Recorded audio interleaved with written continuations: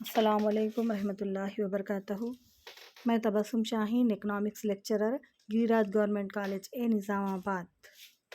اس class میں آج ہم عوامی خرچ کے 3 اہم نظریات کا جائزہ لیں گے۔ پہلا نظریہ ہے ویگنر کا اسٹیٹ کی بڑھتی ہوئی سرگرمیوں کا قانون، دوسرا نظریہ ہے وائسمین پکاک کا مفروضہ، اور تیسرا نظریہ ہے پیگو اور ڈالٹن کا اصول سماجی فائدہ۔ اس طرح جدید دور میں عوامی خرچ کی اہمیت بہت زیادہ بڑھ گئی ہے، کیونکہ دور جدید کی جو مملکتیں ہیں فلاحی مملکتیں ہیں، اور فلاحی مملکتوں کا اہم مقصد عوام کی فلاح و بہبود ہوتا ہے۔ یہی وجہ ہے کہ آج کل حکومت کی سرگرمیوں میں، ان کی ذمہ داریوں میں اضافہ ہوا ہے۔ اس طرح حکومت کی جو ذمہ داریاں ہیں، اس کی نوعیت، مقدار اور اثرات ملک کی معاشی ترقی پر اثر انداز ہوتے ہیں۔ یہ پیداوار اور تقسیم کی سطح اور طرز اور معاشی سرگرمی کی سطح کو متاثر کرتا ہے۔ اس لیے عوامی خرچ کے تصور کی اہمیت بہت زیادہ بڑھ گئی ہے، لہٰذا عوامی خرچ ملکی معاشی اور سماجی ترقی میں اہم رول ادا کرتا ہے۔ تو آئیے دیکھتے ہیں، سب سے پہلے ہم ویگنر کا اسٹیٹ کی بڑھتی ہوئی سرگرمیوں کا قانون کا جائزہ لیں گے۔ ایڈولف ویگنر جرمن ماہر معاشیات ہے۔ اس نے اسٹیٹ کی بڑھتی ہوئی سرگرمیوں کے قانون کی بنیادی حقائق ہمارے سامنے رکھی ہیں، جو جرمنی میں موجود تھے۔ اس کا یہ عقیدہ تھا کہ معیشت کے نمو اور حکومت کی سرگرمیوں کے دوران تفاعلی تعلق پایا جاتا ہے۔ اس کے دلائل کے مطابق صنعت کی طرف رواں قوموں میں فی کس آمدنی اور پیداوار میں اضافے کے مطابق مجموعی معاشی سرگرمی میں عوامی شعبے کے حصے میں لازمی طور پر اضافہ ہوتا ہے۔ یعنی صنعت کی طرف بڑھتی ہوئی معیشتیں، یعنی صنعت کی طرف بڑھنا، یا جب معیشت ترقی کرتی ہے تو وہ صنعتی معیشت میں تبدیل ہوتی ہے۔ تو جب معیشتیں ترقی کرتی ہیں تو قوموں کی جو ہے فی کس آمدنی اور پیداوار میں اضافے کے مطابق اضافہ کرنا ہوتا ہے۔ اس طرح اضافے کے مطابق مجموعی معاشی سرگرمیوں میں عوامی شعبے کے حصے میں لازمی طور پر اضافہ ہوتا ہے۔ یعنی بعض جو غیر ترقی یافتہ ممالک ہوتے ہیں وہ زراعت سے صنعت کی طرف رواں ہوتے ہیں، تو ترقی کے ابتدائی مراحل میں حکومت کی مدد کی ضرورت ہوتی ہے، اس لیے مملکت کی ذمہ داریوں میں اضافہ ہو جاتا ہے، اور حکومتی جو شعبہ ہوتا ہے اس کو ہم عوامی شعبہ کہتے ہیں۔ تو لازماً عوامی شعبے کی سرگرمیوں میں اضافہ ہوتا ہے جب کوئی معیشت ترقی کرتی ہے، یعنی زراعت سے صنعت کی طرف رواں ہوتی ہے، صنعت کی طرف بڑھتی ہے۔ ویگنر سماجی ترقی کو معیشت کی طرف رواں چند برس میں حکومت کی اضافی ترقی کا بنیادی سبب سمجھتا ہے۔ سماجی ترقی حکومتی فرائض میں اضافے کی طرف لے جاتی ہے، جو حکومتی معاشی سرگرمیوں کے متعلق اور اضافی ترقی کی صورت میں نمودار ہوتی ہے۔ یہ دعویٰ اپنی نوعیت میں غیر جانبدار رہا ہے۔ ویگنر نے حکومتی سرگرمیوں یا فرائض کی بعض اقسام میں فرق و امتیاز کیا۔ حکومت کا ایک فرض نظم و ضبط کا قیام ہے، دوسرا سماجی معاشی بنیادی سہولتیں مہیا کرنا ہے، جیسے تعلیم، صحت، ٹرانسپورٹ وغیرہ کی دلیل اس نے پیش کی ہے۔ یعنی حکومتی سرگرمیوں میں اضافہ یعنی اس کے فرائض میں اضافہ۔ یہاں پر فرائض کو کیا بتاتا ہے ویگنر؟ سب سے اولین جو فرض ہے حکومت کا، ملک میں نظم و ضبط کو قائم کرنا، اور دوسرا جو فرض ہے انتہائی اہم ہے، یعنی اس ملک کی عوام کو سماجی معاشی بنیادی سہولیات مہیا کرنا حکومت کا دوسرا اہم فرض ہوتا ہے، جیسے تعلیم، صحت، ٹرانسپورٹیشن، حمل و نقل وغیرہ کی سہولیات عوام کو فراہم کرنا۔ اس پر حکومت کافی روپیہ خرچ کرتی ہے۔ ویگنر کے قانون کی جو ہے ایف ایس نیتھل نے تائید کی، جس نے اس کی عملی طور پر جانچ کی اور اس نتیجے پر پہنچا کہ یہ صرف جرمنی پر ہی نہیں بلکہ دوسرے ممالک پر بھی لاگو ہوتا ہے۔ اس قانون کے مطابق حکومت کا خرچ کئی ایک وجوہات کی بنا پر بڑھتا ہے۔ تو اسٹیٹ کی بڑھتی ہوئی سرگرمیاں کیا ہیں؟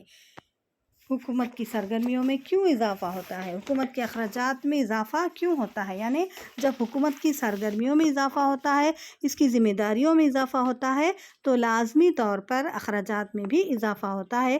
انتظام کی لامرکزیت اور مقامی جماعتوں کی تعداد میں اضافے سے عوامی خرچ میں بہت زیادہ اضافہ ہوتا ہے۔ دوسری طرف انصاف کا انتظام وسیع طور پر بڑھ گیا ہے اور معاشرے کی ترقی کے ساتھ بھاری ہو جاتا ہے۔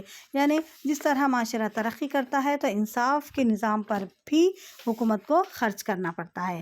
تو اس کا مطلب یہ ہے کہ حکومت کا اولین فرض لا اینڈ آرڈر قائم کرنا، نظم و ضبط قائم کرنا ہی نہیں ہے، بلکہ اس کے ساتھ ساتھ عوام کے لیے، عوام کی فلاح و بہبود کے لیے انہیں بنیادی معاشی اور سماجی سہولیات فراہم کرنا، اس کے ساتھ ساتھ انصاف کا انتظام بھی کرنا حکومت کا فریضہ ہوتا ہے۔ اس وجہ سے حکومت کے اخراجات میں دن بدن اضافہ ہوتا جا رہا ہے۔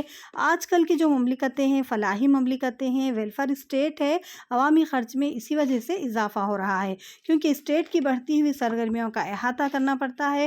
آج کی اسٹیٹ پولیس اسٹیٹ نہیں ہے، بلکہ فلاحی اسٹیٹ ہے، جو سماجی، تہذیبی اور عوام کی معاشی زندگی میں عوامی خرچ کی پالیسی کے ذریعے مداخلت کرتی ہے۔ سماجی ترقی کے لیے دباؤ عوامی خرچ میں اضافے کا بنیادی سبب بنتا ہے، یعنی سرمایہ کاری میں اضافہ۔ سرمایہ کاری میں بھی دن بدن اضافہ ہوتا ہے، یعنی جو معیشتیں ترقی پذیر ہوتی ہے وہاں پر سرمایہ کاری کا انتظام حکومت ہی کرتی ہے،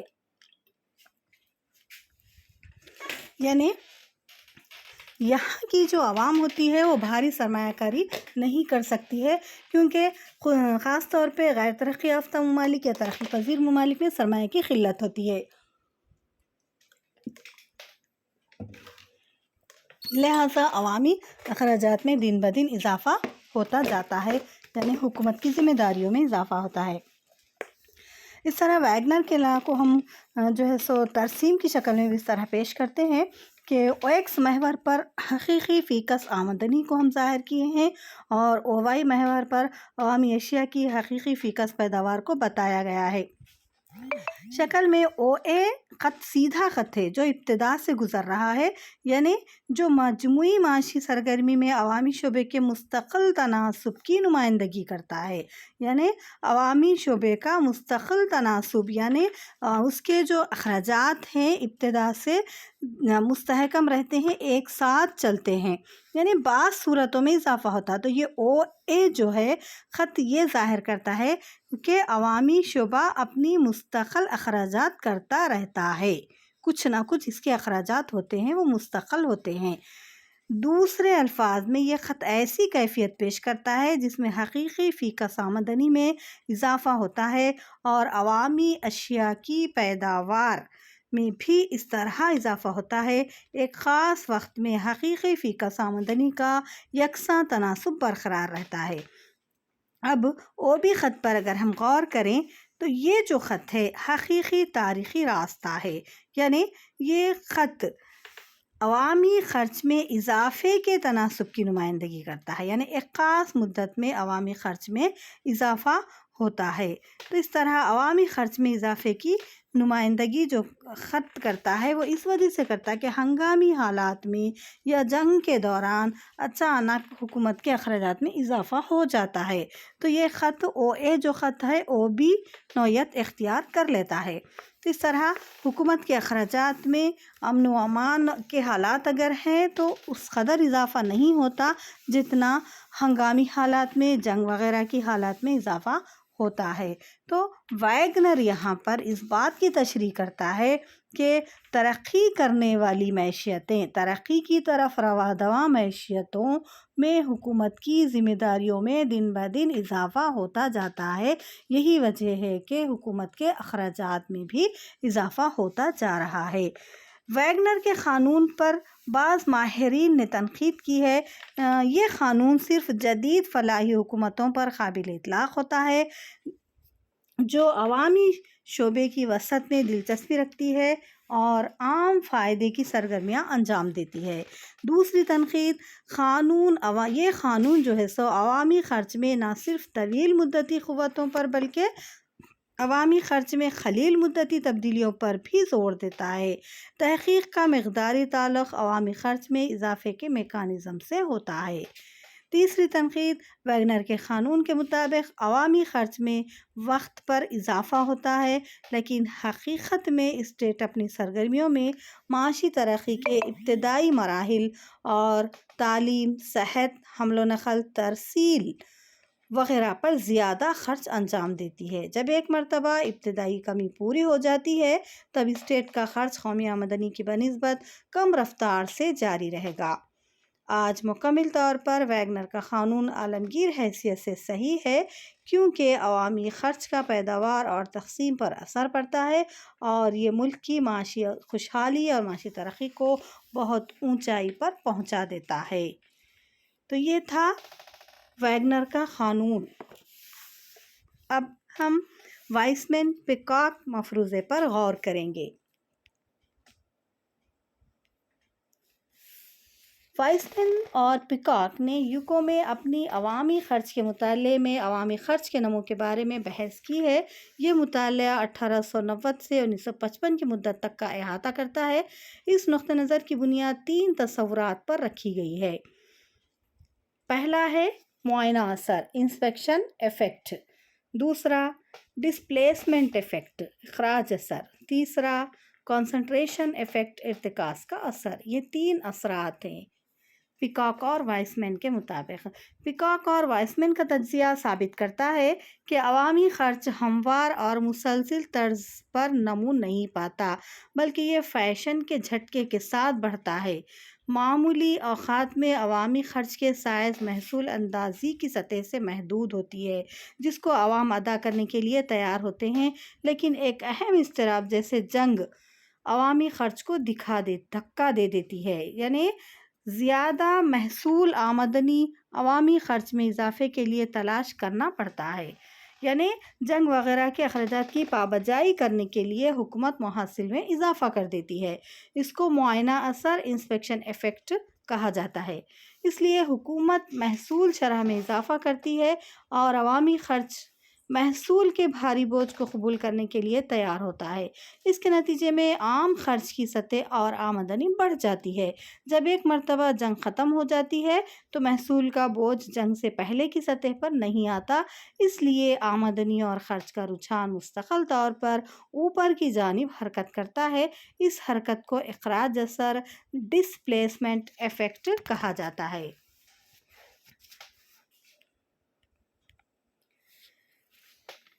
ہم شکل کے ذریعے وائسمین پیکاک کے نظریے کی وضاحت کرتے ہیں، یعنی اس شکل میں او ایکس محور پر امن، جنگ، مابعد جنگ کی کیفیت کو ظاہر کیا گیا ہے اور خط او وائی پر خام قومی پیداوار میں عوامی خرچ لیا گیا ہے۔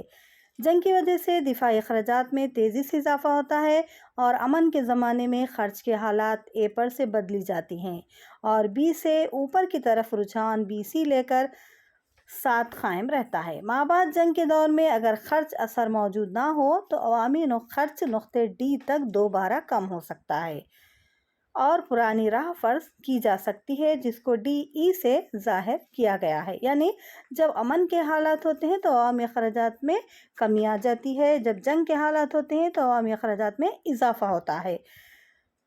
مابعد جنگ کے دور میں اگر خرچ اثر موجود نہ ہو تو عوامی خرچ نقطے ڈی تک دوبارہ کم ہو جاتا ہے اور اگر اس اثر کی موجودگی مابعد جنگ کا رجحان کا سبب بنتی ہے تو یہ سی ایف یا سی جی ایچ کی راہ اختیار کر لیتا ہے، یعنی اوپر کی طرف چلا جاتا ہے، اخراجات میں اضافہ ہوتا ہے۔ یہ دونوں راستے نئے عوامی خرچ کی سطح کو ظاہر کرتے ہیں۔ جب ایک مرتبہ نئی محصول کی سطح اور خرچ پر پہنچ جانے کے بعد اضطراب ختم ہونے پر بھی خرچ میں کوئی کمی نہیں کی جاتی ہے، اسی کو ارتکاز اثر کنسنٹریشن ایفیکٹ کہتے ہیں۔ اس مفروضے کے مطابق حکومتی خرچ میں اضافہ صرف آہستہ آہستہ بڑھے گا۔ پیکاک اور وائسمین کے نظریے پر بھی اس بات پر تنقید کی گئی ہے کہ یہ جو نظریہ ہے جنگ اور امن دونوں کی کیفیات کا ہی جائزہ لیتا ہے۔ تنقیدی حد کا مفروضے کو کولن کلارک نے پیش کیا، جس کا تعلق محصول برداشت کرنے سے ہوتا ہے۔ اس کی بنیاد کئی مغربی ممالک کے بین جنگ ڈاٹا پر رکھی گئی ہے۔ اس مفروضے کے مطابق اگر حکومت کے شعبے کا حصہ ملک کی کل معاشی سرگرمی کے 20% سے بڑھ جاتا ہے، جو تنقیدی حد ہوتی ہے، تو یہ متوازن بجٹ کے تحت بھی افراط زر کی رہنمائی کرے گا۔ جب حکومت کا حصہ مجموعی معاشی سرگرمی تنقیدی حد کی 25% تک پہنچ جاتی ہے تو آمدنی کمائی اونچے محصول بار سے متاثر ہوتی ہے، جس سے ان کی پیداوار میں کمی واقع ہوتی ہے۔ وہ بہت زیادہ پیداوار کرنے کے قابل نہیں رہیں گے، اس کے نتیجے میں رسد میں کمی ہو جاتی ہے۔ دوسری طرف بجٹ متوازن بھی رہے تو طلب حکومت کی مالیہ سازی پر بالکل مضبوطی سے اثر ڈالتی ہے۔ یہ ناموافق رد و بدل طلب اور رسد کے درمیان افراطی زر کی رہنمائی کرتا ہے، یعنی جب کبھی ٹیکسز میں اضافہ ہوتا ہے تو اس طرح طلب اور رسد دونوں میں رد و بدل آتا ہے تو افراطی زر کی کیفیت یا صورتحال پیدا ہو سکتی ہے۔ یہ رہا پیکاک اور وائس مین کا مفروضہ۔ اب آگے بڑھتے ہیں، ہم انتہائی سماجی فائدے کے اصول پر بحث کرتے ہیں۔ پروفیسر پیگو اور پروفیسر ڈالٹن دو مشہور ماہر معاشیات ہیں نو کلاسیکی جو انتہائی سماجی فائدے کے اصول کو مقبول کیے ہیں۔ پروفیسر ڈالٹن اسے انتہائی سماجی فائدے کا اصول کہتا ہے اور پروفیسر پیگو نے اسے مجموعی انتہائی فلاح کا اصول پرنسپل میکسیمم ایگریگیٹ ویلفیئر کہا ہے۔ اس اصول کے مطابق اسٹیٹ کی یہ ذمہ داری ہوتی ہے کہ آمدنی جمع کرنا اور اسے اس طرح صرف کرنا کہ عوام کو انتہائی فائدہ حاصل ہو۔ جب محصول عائد کیے جاتے ہیں تو عدم فائدہ پیدا ہوتا ہے، لیکن جب اسٹیٹ زر کو صرف کرتی ہے تو کچھ افادہ حاصل ہوتا ہے۔ اس لیے آمدنی اور خرچ کو متوازن کرنا چاہیے، خالص طور پر معاشرے کی فلاح میں اضافہ کیا جا سکے، یعنی آمدنی اور خرچ دونوں مساوی ہونا چاہیے۔ تو اس وجہ سے کیا ہوتا ہے، معاشرے کی فلاح میں اضافہ ہوتا ہے۔ عوامی خرچ کے اس نقطہ نظر تک انجام دینا چاہیے جہاں حاشیائی افادے کے سبب عوامی خرچ قطعی طور پر حاشیائی عدم افادے کے سبب عوام کی محصول اندازی کے مساوی ہوتا ہے۔ شکل کے ذریعے ہم اس نظریے کی تشریح اس طرح کرتے ہیں۔ MSS خط عدم افادہ اور حاشیائی سماجی اثار کو ظاہر کرتا ہے جو محصول عائد کرنے کے سبب ظہور میں آتا ہے۔ MSB افادے کا خط ہے جو عوامی خرچ کے سبب ظہور میں آتا ہے۔ MSS خط عدم افادہ خط بڑھتا ہوا خط ہے کیونکہ محصول کے اضافے سے حاشیائی سماجی اثار بڑھتا ہے۔ MSB افادے کا خط گھٹتا ہوا خط ہے کیونکہ فی اکائی افادہ گھٹتا ہے کیونکہ عوامی خرچ کے مقصد کے لیے زر کی ہر مزید اکائی سے اثار بڑھتا ہے۔ MSB افادے کا خط گھٹتا ہوا خط ہے کیونکہ فی اکائی افادہ گھٹتا ہے کیونکہ عوامی خرچ کے مقصد کے لیے زر کی ہر مزید اکائی سے اثار بڑھتا ہے۔ MSB خط گھٹتا ہوا ہے اور جیسے ہی عوامی خرچ میں اضافہ ہوتا ہے نقطہ ای اسٹیٹ کی مالیاتی سرگرمی مناسب حد تک ظاہر کرتا ہے۔